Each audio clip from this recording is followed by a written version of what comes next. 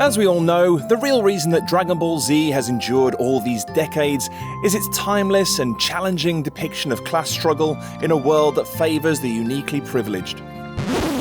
Sorry, that should read breathless and thrilling depiction of badass struggles in a world that favours the insanely powerful. Stupid autocorrect.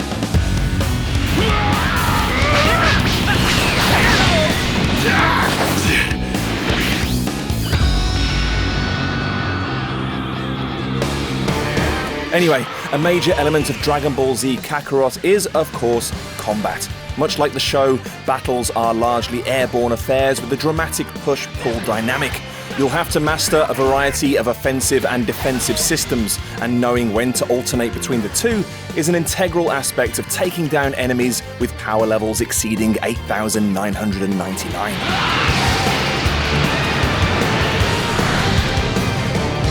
Amid these frenetic encounters, Kakarot faithfully recreates mid-battle conversations, "This game ends now!" critical combat moments, Believe it! and iconic dramatic events, which all contributes to the feeling of being an active participant in the legendary anime.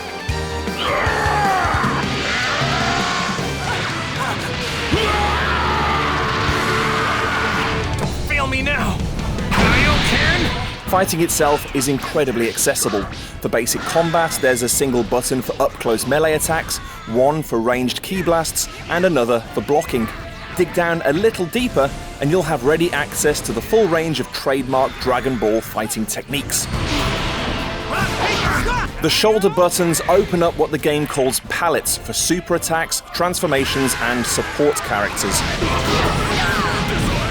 Super attacks are exactly what you expect. Kamehamehas, meteor smashes, consecutive energy blasts, all the good stuff basically.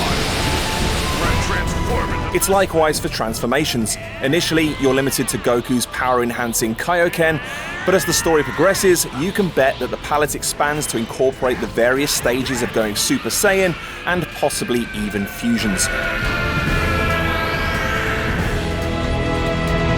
The support palette is where things get really interesting, allowing Goku to summon non-playable Z warriors to leap into battle and lend a hand.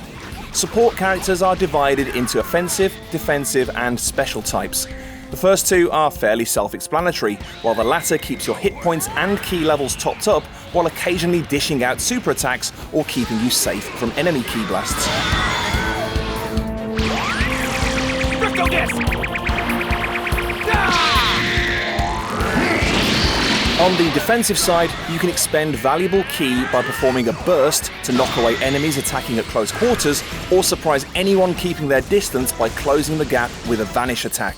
And if you're feeling particularly skillful, you can attempt a last-minute dodge or step maneuver to enter a slow-motion state, giving you a vital window to wail away on your exposed foe. Successful step maneuvers are just one of the actions that cause your tension gauge to rise. Once this meter is filled, you can trigger a surge, which temporarily allows you to chain and cancel out of moves that typically allow for neither, and even lets you fire off multiple super attacks for maximum devastation. Consider yourself lucky. Super elite like myself, wasting his time playing with a low-class scum like you. Join us next time for the third and final video, where we'll take a deeper look at Dragon Ball Z Kakarot's approach to character progression and development. With a little training and the right teacher, that kid could be capable of serious power.